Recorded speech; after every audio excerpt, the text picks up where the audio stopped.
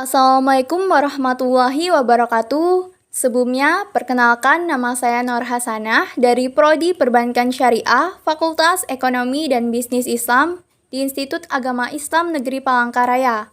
Dalam video kali ini, saya akan membahas mengenai Fatwa DSN tentang mudharabah dan musyarakah dalam lembaga keuangan syariah. Video ini dibuat untuk memenuhi salah satu tugas pada mata kuliah Fatwa Bisnis Syariah yang diampu oleh Ibu Muzalifah SPDI MSI. Adapun pokok pembahasannya yang pertama konsep mudharabah, yang kedua fatwa DSN tentang mudharabah, yang ketiga konsep musyarakah, yang keempat fatwa DSN tentang musyarakah, dan yang kelima aplikasi mudharabah dan musyarakah dalam lembaga keuangan syariah. Adapun yang pertama, konsep mudharabah. Pengertian mudharabah, secara etimologi, mudharabah berasal dari kata darabah berarti bepergian atau berjalan. Darabah juga berasal dari kata ad-darabu fil ardi, yaitu berjalan di muka bumi, bepergian menjalankan suatu usaha atau dagang. Mudharabah juga disebut qirat, berasal dari al-qardu yang berarti al-qatu atau sepotong. Karena pemilik modal mengambil sebagian dari hartanya untuk diperdagangkan dan ia berhak mendapatkan sebagian dari keuntungannya. Mudharabah adalah akad kerjasama usaha antara dua pihak di mana pihak pertama atau sohibul mal menyediakan seluruh atau 100% modal, sedangkan pihak lainnya menjadi pengelola. Mudharabah adalah akad perjanjian kerjasama antara dua pihak untuk menjalankan suatu usaha atau bisnis tertentu di mana pihak pertama sebagai sohibul mal menyediakan penyedia atau pemilik modal, kemudian pihak lainnya sebagai mudharib atau pengelola atau pelaksana usaha. Keuntungan usaha dibagi menurut kesepakatan yang dituangkan dalam akad atau kontrak, sedangkan apabila terjadi kerugian maka ditanggung pihak pemilik modal, kecuali kerugian terjadi karena kelalaian yang dilakukan pihak yang menjalankan usaha. Kemudian, landasan hukum mudharabah, dasar hukum yang digunakan DSN MUI dalam menetapkan Fatwa DSN nomor 07/DSN MUI 4/2000 tentang pembiayaan mudharabah qirat adalah berlandaskan kepada yang pertama ada Al-Quran Surah An-Nisa ayat 29, kemudian Quran Surah Al-Maidah ayat 5, kemudian Quran Surah Al-Baqarah ayat 2, kemudian hadis Nabi yang diriwayatkan oleh Al-Tabrani, Ibnu Majah, dan Tirmizi. Kemudian selanjutnya yang ketiga adalah qiyas, analogi yang menganalogikan mudharabah kepada transaksi musaqoh. Dan yang keempat adalah kaidah fikih muamalah.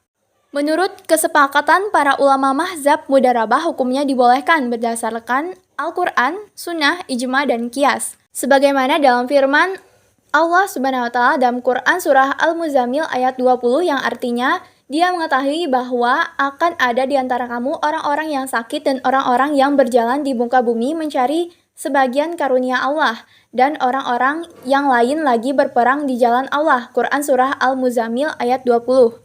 Adapun jenis-jenis mudharabah, yang pertama ada mudharabah mutlaqah, yaitu penyerahan modal secara mutlak tanpa syarat. Dalam hal ini, pekerja bebas mengelola modal itu dengan usaha apa saja yang menurutnya akan mendatangkan keuntungan dan di daerah mana saja yang ia inginkan. Kemudian, mudharabah muqayyadah, yaitu bentuk kerjasama yang berkebalikan dari mudharabah mutlaqah. Dalam mudharabah muqayyad ini, pemilik dananya memberikan batasan kepada pengelola dana mengenai lokasi, cara atau objek investasi atau sektor usaha. Mudharabah ini disebut juga investasi terikat. Adapun jenis mudharabah muqayyad ini dibedakan menjadi dua, yaitu mudharabah muqayyad on balance sheet atau investasi terikat atau simpanan khusus, dan al-mudharabah muqayyadah off balance sheet yang merupakan jenis mudharabah di mana penyaluran dana mudharabah langsung kepada pelaksana usahanya, di mana bank bertindak sebagai perantara yang mempertemukan antara pemilik dana dengan pelaksana usaha. Mudharabah menjadi batal atau berakhir apabila terjadi hal-hal berikut ini. Yang pertama, tidak terpenuhinya akad mudharabah. Apabila salah satu dari syarat-syarat sah mudharabah tidak terpenuhi, sedangkan mudharib telah menerima harta dan membuatnya untuk usaha, maka dia hanya berhak memperoleh upah sewajarnya karena dia telah melakukan transaksi dengan seizin pemilik modal dan melakukan pekerjaan sehingga dia pantas mendapatkan upah. Keuntungan yang ada menjadi milik pemilik modal dan kerugian menjadi tanggung jawab pemilik modal karena dalam kondisi ini mudarib hanya berstatus sebagai seorang pekerja yang tidak bertanggung jawab kecuali apabila ada unsur kesengajaan. Kemudian yang kedua adalah mudarib lalai dalam memelihara harta atau melakukan sesuatu yang bertentangan dengan tujuan diadakannya akad. Dalam kondisi yang senyam ini, akad mudarabah menjadi batal dan mudarib bertanggung jawab atas resiko kerugian dari harta tersebut. Kemudian yang ketiga adalah mudarib atau pemilik modal meninggal dunia. Jika salah satu dari kedua belah pihak meninggal dunia, maka kas mudarabah menjadi batal. Materi yang kedua yaitu Fatwa DSN tentang mudarabah. Sebelumnya, DSN memiliki salah satu tugas pokok yaitu mengkaji, menggali, dan merumuskan nilai dan prinsip-prinsip hukum Islam atau syariah dalam bentuk fatwa untuk dijadikan pedoman dalam kegiatan transaksi di lembaga keuangan syariah. Adapun Fatwa DSN tentang mudarabah yang pertama, ketentuan pembiayaan. Yang pertama, pembiayaan mudarabah adalah pembiayaan yang disalurkan oleh LKS kepada pihak lain untuk suatu usaha yang produktif. Yang kedua, dalam pembiayaan ini LKS sebagai sohibul mal atau pemilik dana membiayai 100% kebutuhan suatu proyek atau usaha, sedangkan pengusaha nasabah bertindak sebagai mudarib atau pengelola usaha. Yang ketiga, jangka waktu usaha, tata cara pengembalian dana, dan pembagian keuntungan ditentukan berdasarkan kesepakatan kedua belah pihak. Yang keempat, mudarib boleh melakukan berbagai macam usaha yang telah disepakati bersama dan sesuai dengan syariah, dan LKS tidak ikut serta dalam manajemen perusahaan atau proyek tetapi mempunyai hak untuk melakukan pembinaan dan pengawasan. Yang kelima, jumlah dana pembiayaan harus dinyatakan dengan jelas dalam bentuk tunai dan bukan piutang. Kemudian yang keenam, LKS sebagai penyedia dana menanggung semua kerugian akibat dari mudarabah kecuali jika mudarib nasabah melakukan kesalahan yang disengaja, lalai, atau menyalahi perjanjian. Adapun rukun dan syarat pembiayaan, yang pertama penyedia dana atau sohibul mal dan pengelola mudarib harus cakap hukum. Yang kedua, pernyataan ijab dan qabul harus dinyatakan oleh para pihak untuk menunjukkan kehendak mereka dalam mengadakan kontrak akad dengan memperhatikan hal-hal yang pertama, penawaran dan penerimaan harus secara eksplisit menunjukkan tujuan kontrak atau akad. Yang kedua, penerimaan dari penawaran dilakukan pada saat kontrak.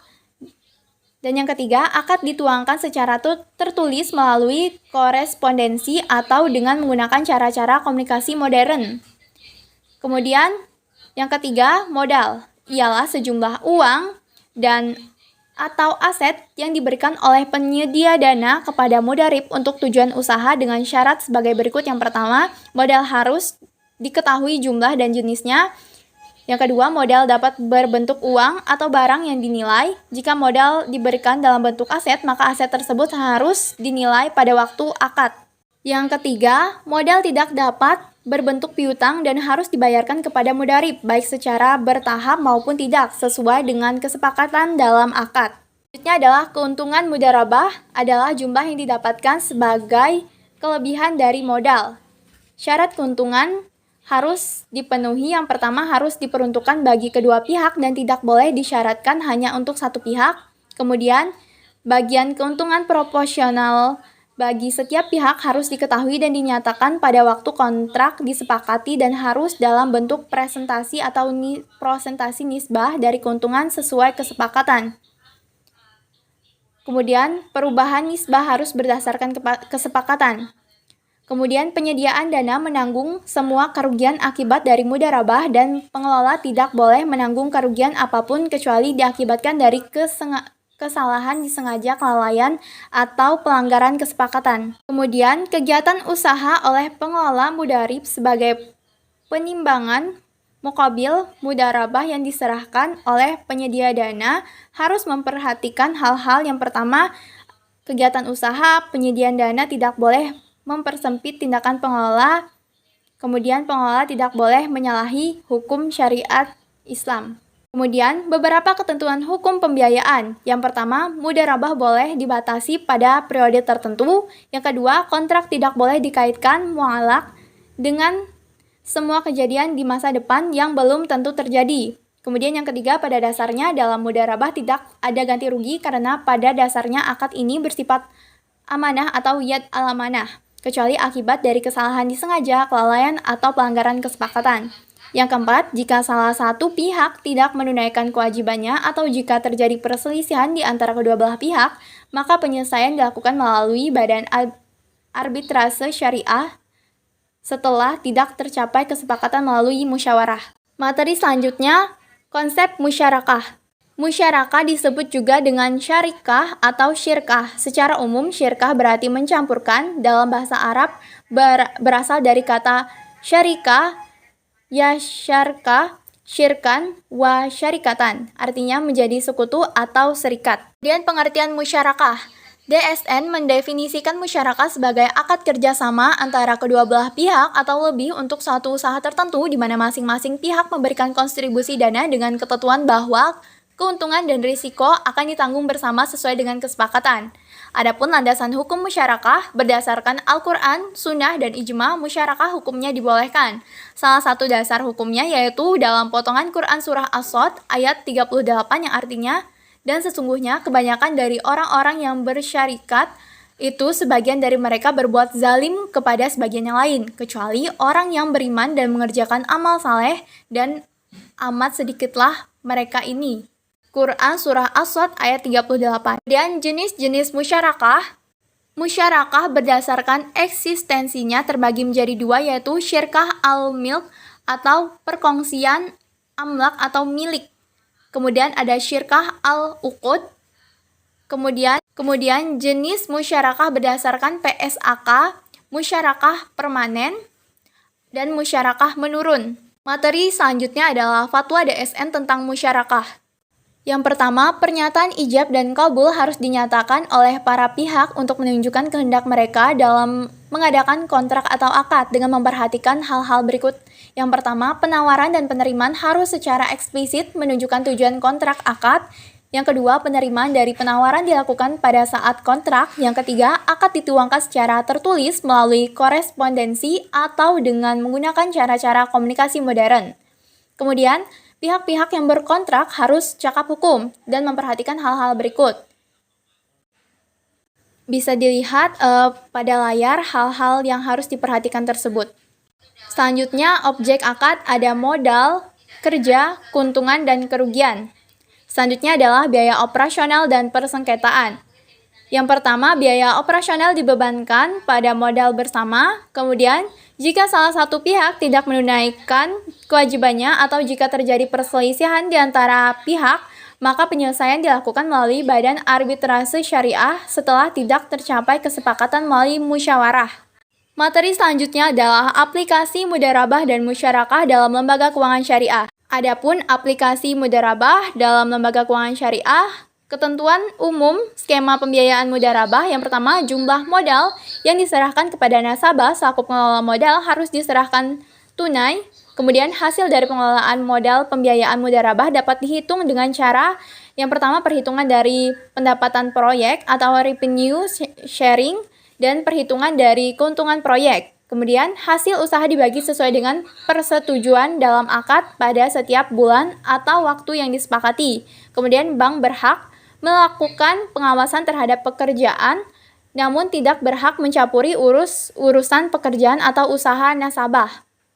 Kemudian, pada sisi penghimpunan dana, mudharabah diterapkan pada yang pertama ada tabungan berjangka, kemudian deposito biasa, dan deposito spesial atau special investment.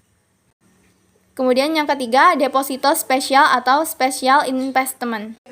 Aplikasi musyarakah dalam lembaga keuangan syariah. Aplikasi musyarakah dalam lembaga keuangan syariah yaitu dalam bentuk pembiayaan musyarakah. Adapun ketentuan umum pembiayaan musyarakah dapat kita lihat seperti yang ada di layar. Kemudian implementasi musyarakah juga terdapat dalam pembiayaan lain seperti yang pertama ada pembiayaan proyek, yang kedua ada modal ventura, Kemudian ada musyarakah mutanakisah dan sukuk musyarakah. Nah, demikianlah materi yang dapat saya sampaikan. Mohon maaf jika ada kesalahan, semoga bermanfaat. Billahi taufiq wal hidayah. Wassalamualaikum warahmatullahi wabarakatuh.